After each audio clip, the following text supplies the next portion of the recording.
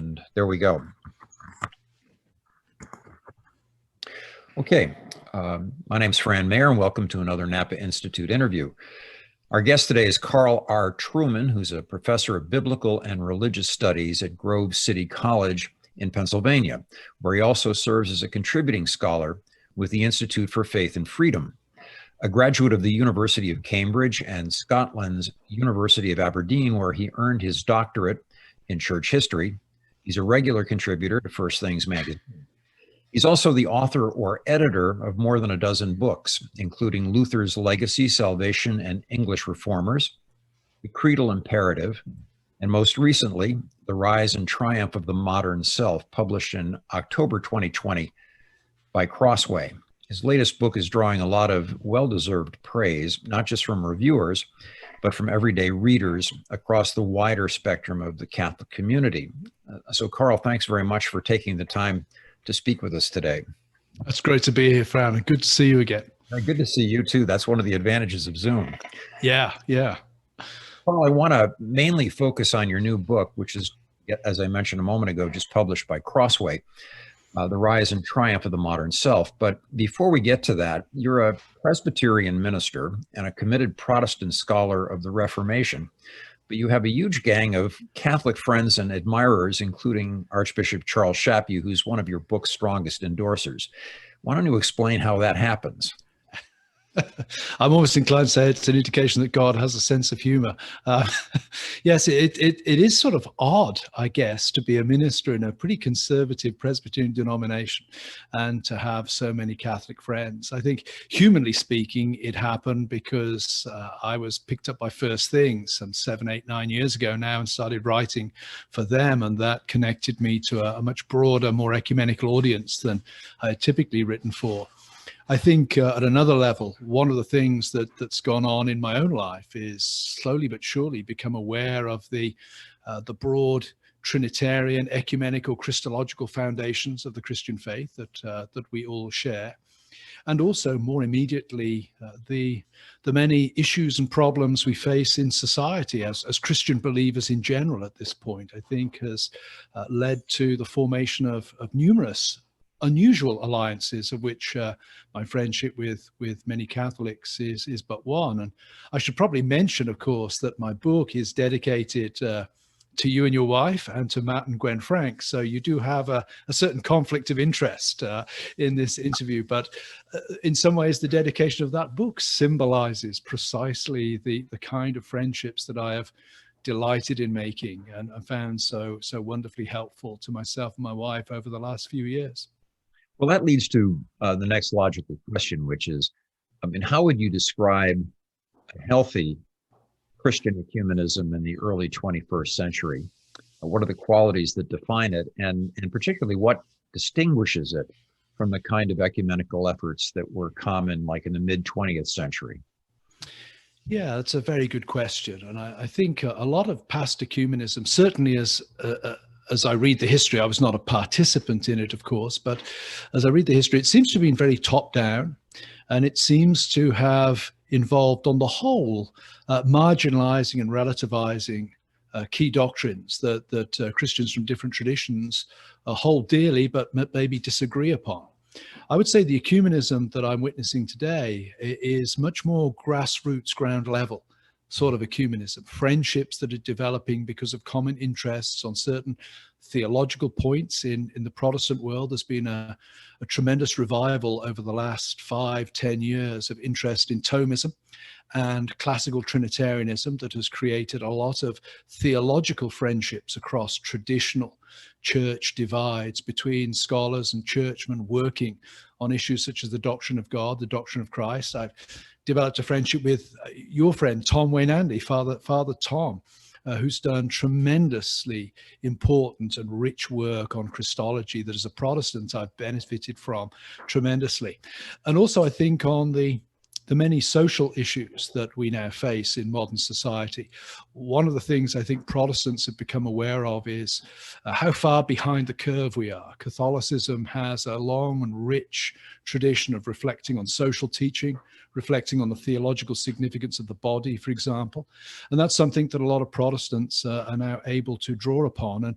And in doing that and in interacting on those issues have forged good friendships, not friendships that deny the distinctives that exist between us and the importance of those, but friendships that point to a deeper love and commitment to the Lord Jesus Christ, which binds us together, even as some of the historical doctrines and our institutions divide us. There is, I think, that deeper commitment to Christ that I've certainly become far more aware of in Christian brothers and sisters in other traditions than I was, say, 10 or 15 years ago.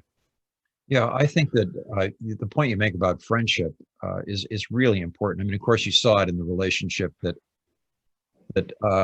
was obvious in the Inklings back, at Oxford in the last century and that. But I think in the current environment, people really do come together through friendship.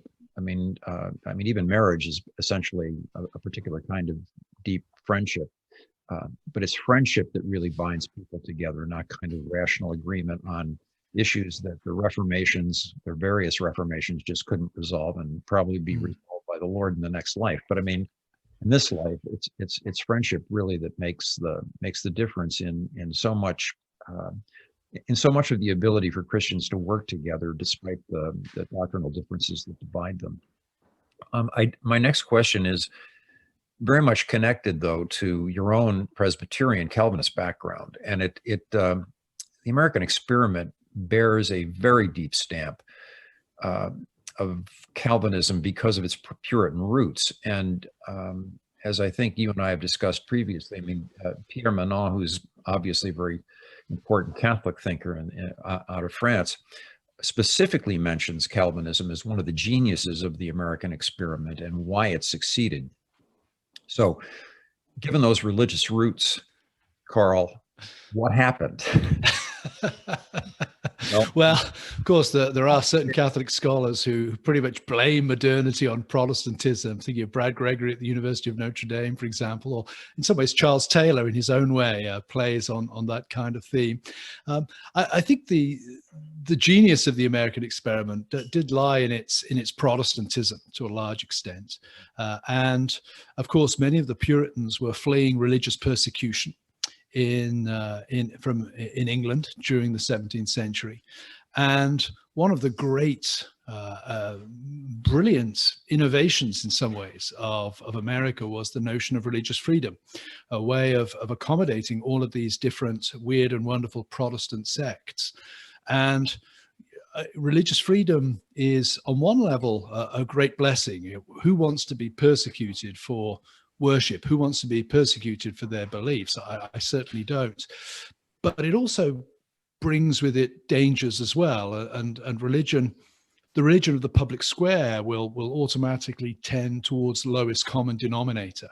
And I think for that reason, and for other reasons perhaps intrinsic to Calvinism, its loss of a really sacramental understanding of reality tended towards identifying Christianity as a form of moralism. And when that happens, it's only a matter of time before the moralism gets detached from any metaphysical content whatsoever. Also, freedom of religion makes religious practice itself a function of the marketplace. In some ways, churches are those competing for customers. It exacerbates. That's a uniquely American experience, I think. It is. And of course, it plays to one of the central themes of my book, and that's expressive individualism, this idea that's not really true, but certainly captures our imagination, that we're able to choose our own identity. And certainly for somebody in the 18th century, that would have been choosing your religion or no religion at all. That would have been foundational to who you are. And so the Protestant press for freedom of religion and a society where varieties of religion were tolerated, I think it's a good thing, but it's also a dangerous thing as well. And I've often wrestled with the thought of, would I rather have lived under a despotic regime where religion was enforced, or under the American regime? And I'd say I'd rather live in America, bottom line, with the realization that that involves the danger of a fundamental transformation of what religion is, and a fundamental affirmation of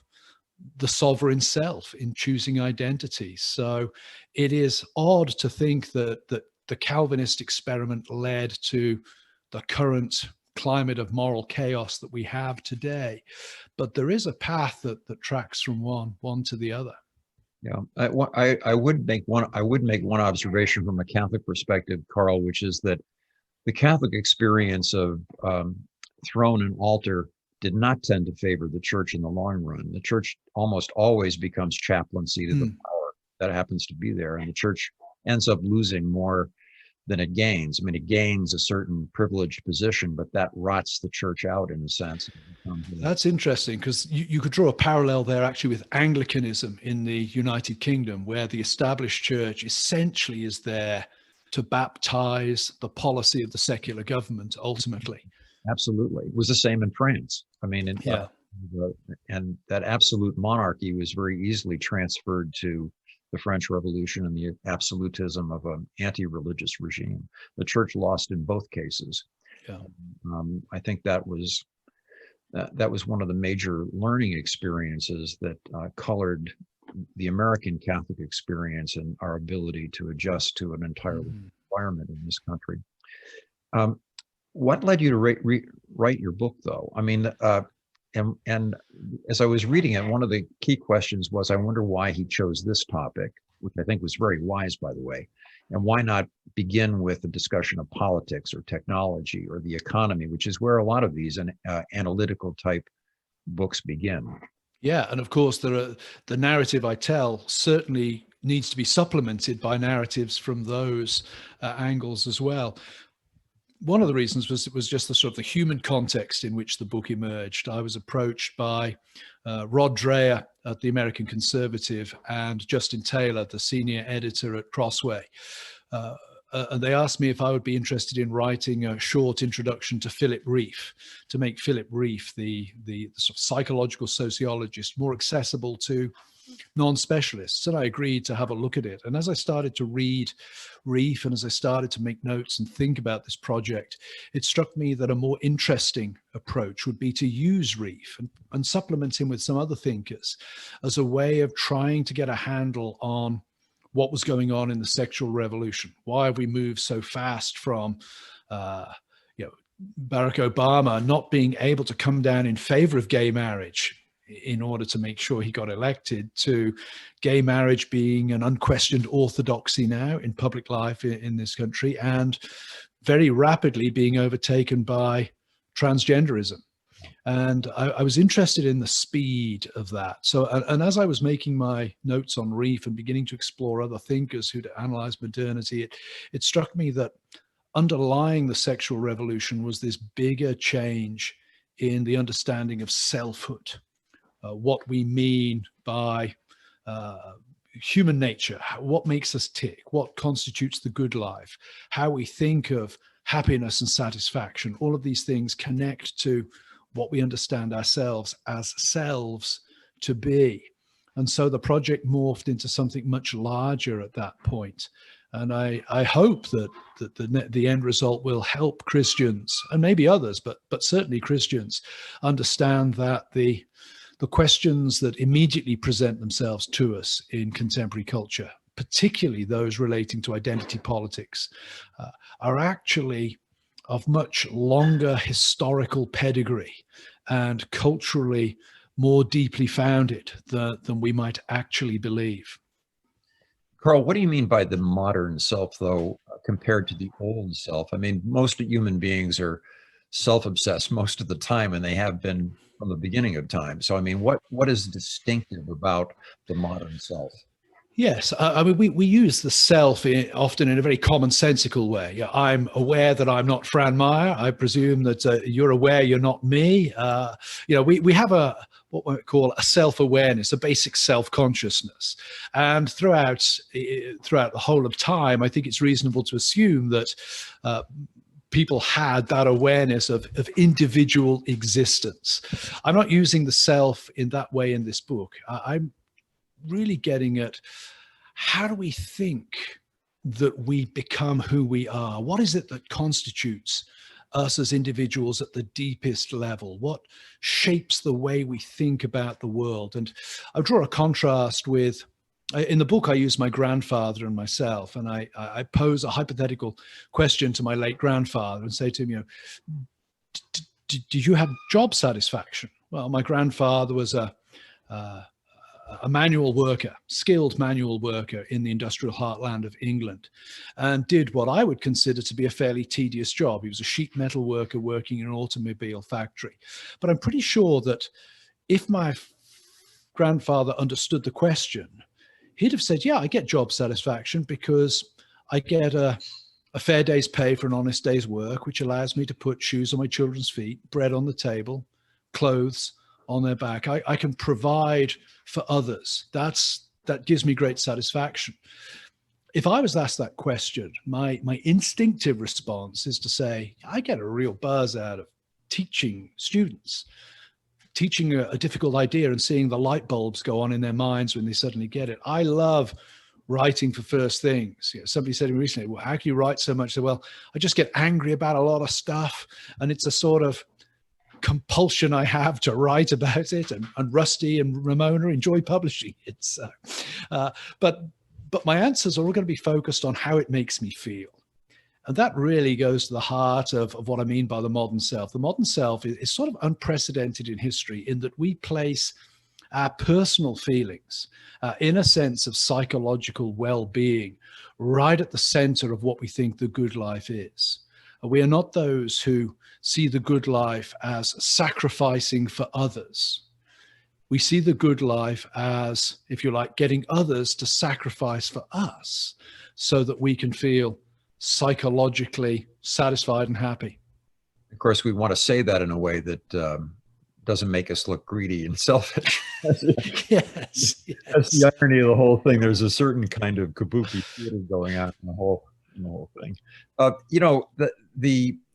Your book is basically a diagnosis of the soul. That was the expression that I had in my mind as I was reading it. In this case, though, it's the soul of an entire society. The discussion that we've been having about the development of the modern self, where does the fundamental impulse behind that come from? I mean, where did it originate, and where's it leading us? Yeah, well, I mean, the theological Augustinian answer to that is it's the fall. Augustine sort of nails it in Book 2 of the Confessions when he steals those pears and reflects on why he stole such a rubbishy bunch of pears and never ate them. And he said, I did it because I just like breaking the law because it made me feel like God. So it's a trite theological answer, but just because it's trite doesn't mean it isn't true. That's what sinful human beings are like. Historically, though, of course, it takes a specific form in the modern era. And in the book, the problem of the starting point is always a problem for a historian, because wherever you start, there's always some background that you haven't addressed. But I start with Rousseau. I think Rousseau is perhaps the exemplary figure of the 18th century who says, the voice of nature inside you is the real you. Mm-hmm. And everything that society does to twist, subdue, corral, shape that voice is a fundamental perversion of who you really are. And that's picked up by the Romantics and communicated, I would have to say, in rather beautiful poetry and music. I felt somewhat ambivalent in my criticism of the Romantics in the book, because I love romantic literature and music, but I can see that it's promoting a view of the self that really says that the authentic you is the voice inside yourself. That all gets complicated in the 19th century when the whole idea of an established human nature that has a moral structure or an end to which we must all conform is really thrown to the wind. And it's thrown to the wind by various people. Nietzsche does it by saying, if you've killed God, then there is no external authority to whom you need to answer. You can invent yourself. Marx says, there is no such thing as an abstract human nature. It's always a product of the historical economic forces at play at any given point in time. So we can't point to an abstract human nature and say, we need to be like that. And Darwin, of course, says, the most amazing thing that Darwin does is not to say we descended from apes, but to say the whole process has no particular direction, that there is no ultimate meaning in the process. It's really random on the whole. So the confidence that Rousseau and company had that if you get back to that voice of nature, you'll be a decent person is really thrown to the wind. There is no voice of nature there. There is no nature. Freud comes along and says, and that inner voice, to the extent that we have it, it's all about sex and destruction. It's very dark. And the inference from that, the conclusion we can draw from that, Freud draws, is that really who we are is our sexual desires. And at that point, my sexual desires, regardless of the object of that desire, become who I am. And that, I think that's very attractive, because we all know that sexual desire is a very, very powerful force in most human beings' lives. It has an intrinsic plausibility to it that my sexual desire is pretty fundamental to who I am. But it also sets up the play for seeing society's sexual codes as means of political oppression. If politics is about the organization of individuals in a community, then what is foundational to those individuals' identity becomes politically very important. And if that's sex, then sex becomes politically very important. And we see that theorized by the New Left, Wilhelm Reich, Herbert Marcuse, and we see it exploding onto the political scene really in the late 1960s, early 1970s, in a way that stays with us today, with the whole LGBTQ plus agenda that is being pressed at this very minute. Talk a little bit more about this connection between, everybody's going to agree that sex has a very powerful place in human experience, but its role in revolution. I mean, you mentioned Reich. I mean, he really identified it in a way that was quite powerful. So I guess the question is, and perhaps you've already answered this, but I mean, how did the old left, with its heavy emphasis on politics and the economy, morph into the new left with this obsessive focus on sexual issues? In other words, I guess what I'm asking is, how does sex connect with revolution? Why are they symbiotic in something like the current cultural revolution? Yeah, good question. Part of the answer lies in the fact that, there's never been anything more disappointing to the left than the working class. For all that middle class left-wing intellectuals such as Lenin want the working class to deliver for them, they never do. And in the early 20th century, a big question in Marxist theory is, well, why does the revolution happen in Russia, which is an underdeveloped peasant society, and not in Germany, that's highly industrialized, has a very developed working class, and has lost a world war? If you can't have a revolution in Germany, where can you have a revolution? And the answer to that is that some left-wing intellectuals, and we mentioned Wilhelm Reich and Herbert Marcuse, the answer they put forward is, really it's because the working classes are being trained, if you like, at an early age to be obedient. It's the family that's the problem. And the family cultivates within children a facile obedience to an authority figure. Hence the attraction of fascism to the working classes, for example. And the instruments by which the family do this are really sex education. It's the corralling of the child's sexual desires that that manifests the family authority in its most dramatic form. So they're really picking up on Freud, but what they're doing is spinning Freud in a political direction, because the conclusion they draw from that is, so we need to smash the bourgeois family. We need to smash the sexual codes upon which the authority of the bourgeois family is built. That means, to boil it right down to a single point, that means we have to abolish the idea of monogamous, heterosexual, lifelong marriage. That's going to be the real target here. So that's why in 1968 you're getting these cries for sexual liberation connected to the revolution, because the way to the way to shatter the authority of the bourgeoisie is to shatter the authority of their sexual codes. Mm.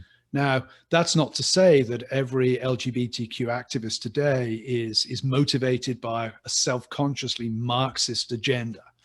But that idea that traditional sexual codes are oppressive and are a part of the foundation of the inequities and injustices of society, that has come to grip the imagination. Even the imagination of non-Marxists are gripped by that idea.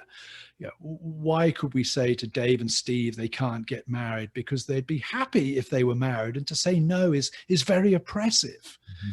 Mm-hmm. That idea that our sexual codes need to be dismantled and rebuilt in terms of individual personal happiness has really taken on a life of its own. But its origins, its immediate origins, lie in the revolutionary Marxist politics of the 30s through the 60s. In part 4 of your book, you outlined 3 triumphs of the revolution: the triumph of the erotic, the triumph of the therapeutic, and the triumph of the T. What do you mean by the T, and why is the T so significant? The T is transgenderism. And the whole transgender moment is very significant for a variety of reasons. On one level, it represents, I won't say the ultimate triumph of, because whenever you say this is the ultimate, somebody else comes along, you know, pushing the envelope even further.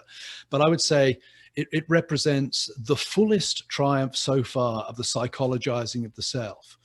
Mm-hmm. Even, you know, lesbians and gay people, gay men, would acknowledge the authority of their bodies.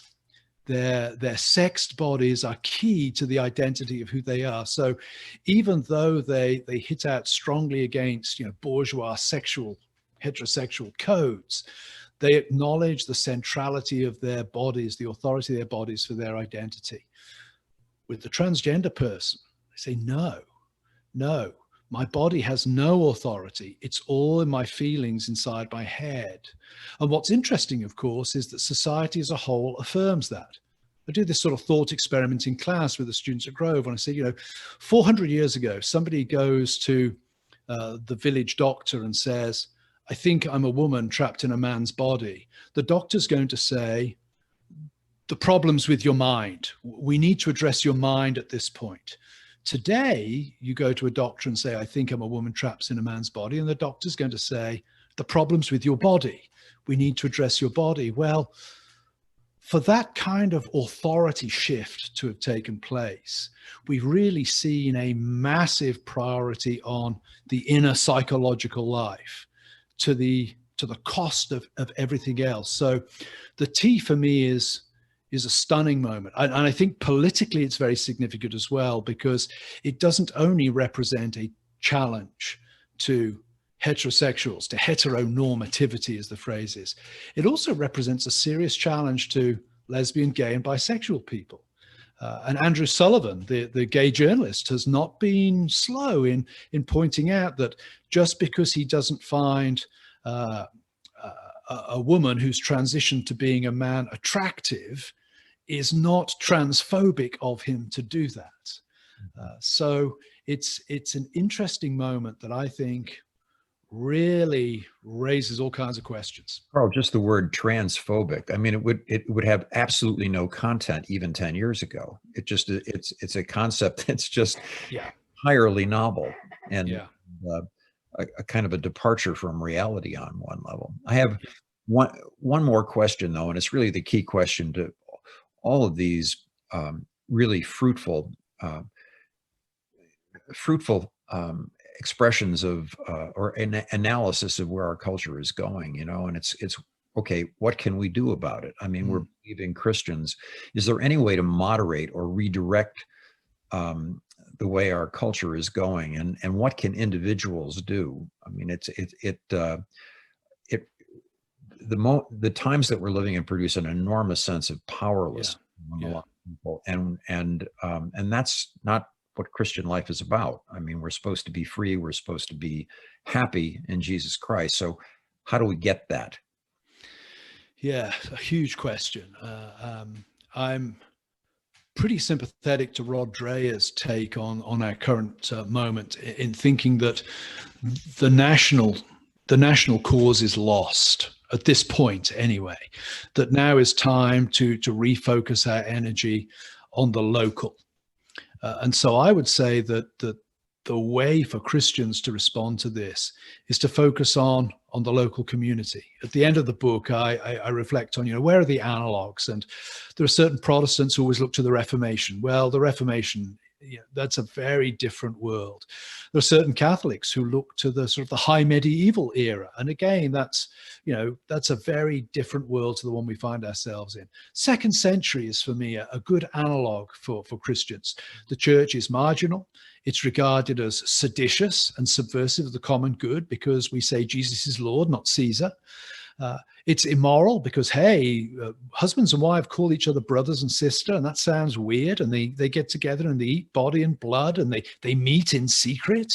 There are all kinds of immoral connotations to Christianity. But what the evidence seems to show is that the early church formed very tight-knit communities. They didn't withdraw from society. They didn't run up to the top of a hill and form a sort of Anabaptist heaven on earth or anything like that. They operated within society to the extent that they could. They were good Roman citizens, good members of the Roman Commonwealth. But they were also a very tight-knit community in and of themselves. And the evidence suggests that was pretty key to the growth of the early church. And of course, the second century gave way to the third century, which ultimately gave way to the fourth century, where Christianity was a dominant force. So I would say, for Christians, now's not the time to despair. It's a cliche to quote that bit from The Lord of the Rings about, it's not for us to lament the times we're born in. It's simply for us to sort of make the most of them. I won't use a poker analogy and say there's no point in lamenting the cards you're dealt. You just got to play the hand you're dealt. I think we need to think about what it means to be Christians in our local community. And going back to that comment you made earlier about what does ecumenism look like? And I answer that. It looks like something at the local level at this point. I think now is the time for Christians at a local level to start standing shoulder to shoulder, to form Christian communities that respect differences and important differences of opinion on important things, but yet reflect the common love we have for the Lord Jesus Christ. And that, I think, can be very potent in a world where communities in free fall on the whole, we might actually prove to be attractive if we do that. Friendship authentically lived is tremendously attractive. It's a tremendously attractive thing. Just like, again, a marriage that's well lived and radiates love is a wonderful beacon for other people. And Katrina and you do a good job of that, Carl. Well, she does. I do my best. But, well, I'm afraid that's the case with most of them. But I just want to mention again to the audience that's listening to this and watching it that the book that we're talking about today is Carl's The Rise and Triumph of the Modern Self, published by Crossway. Just came out last month, and some wonderful Catholic scholars like Francis Beckwith and Archbishop Charles Chaput have really embraced the book and praised it to high heaven, and rightly so. It's a wonderful book, so it's highly recommended. Carl, thank you so very much for your time. And it's just wonderful seeing you and not simply talking to you on the phone again. Oh, gosh, I miss you, Fran. Wish we could grab our lunches as we used to. God bless you and Katrina. And thanks for... Likewise to you and Sue Ann.